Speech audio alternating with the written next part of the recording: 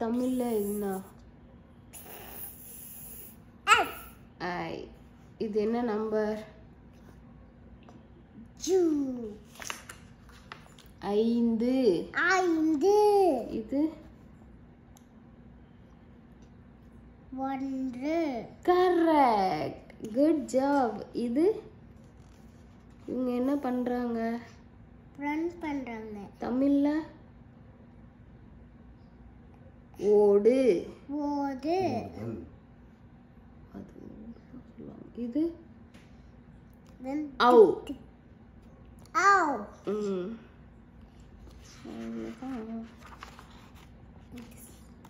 கதைகள்.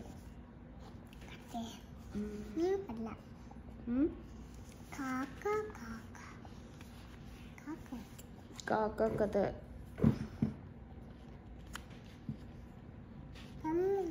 என்னப்பா சொல்லணுமா? காக்கா கொஞ்சம் கருப்பா இருக்கும். ஒரு நாள் ஒரு காக்கா மற்ற பறவைகளைப் போல பல நிறங்களில் இருந்தால் மகிழ்ச்சியாக இருக்கலாம் என்று நினைத்ததாம். ஒரு கிளிக்கிட்ட போய் தன் ஆசையை சொன்னது. ஆனால் அந்த கிளி மயில்தான் பல நிறங்களில் மிக அழகான பறவை, ஆகவே மயில் கிட்ட போய் கேள் என்று சொன்னதாம். இப்ப காக்கா மயில் கிட்ட போய் தன் ஆசையை சொன்னதாம். மயில் சொன்னதாம், காக்கா, நீதான் மிகவும் அதிர்ஷ்டசாலி. நீ கூண்டில் இல்லாமல் எப்போதும் சுதந்திரமாக அலைகிறாய். எங்களை சில சமயம் மனிதர்கள் பிடித்து கூண்டில் அடைத்து விடுவார்கள் என்று சொன்னதாம். காக்கா தனக்கு கிடைத்த சுதந்திரத்தை எண்ணி மகிழ்ந்தது. மகிழ்ச்சியாக பறந்து போனது.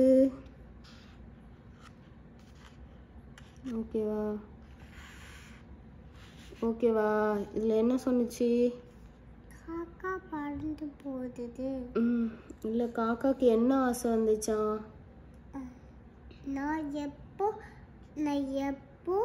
வந்து கருப்பா இருக்கு, நான் வந்து எப்போ அதர் கலர்ஸா இருப்பேன் அப்படின்னு ஆசை வந்துச்சா? அது போய் ஃபர்ஸ்ட் யார்கிட்ட கேட்டுச்சான்? கிளிக்கிட்ட என்ன கேட்டுச்சான்? கிளிக்கிட்ட நான் வந்து பிளாக்கா இருப்பேன்,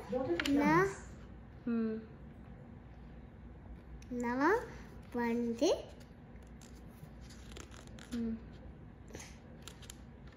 கலரா இருந்தா நல்லா இருக்கும் அப்படி சொல்லிச்சான். அப்போ கிளி என்ன சொல்லிச்சான் காக்காக்கு? கிளி வந்து கிளி காக்கா கிட்ட என்ன சொன்னுச்சு? காக்கா, நீ ரொம்ப டார்க்கா தான் இருப்ப, அதுக்கு என்ன ஆச்சு உனக்கு?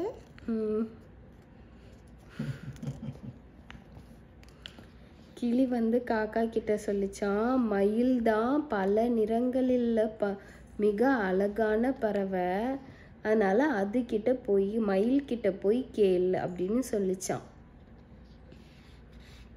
ஓகேயா?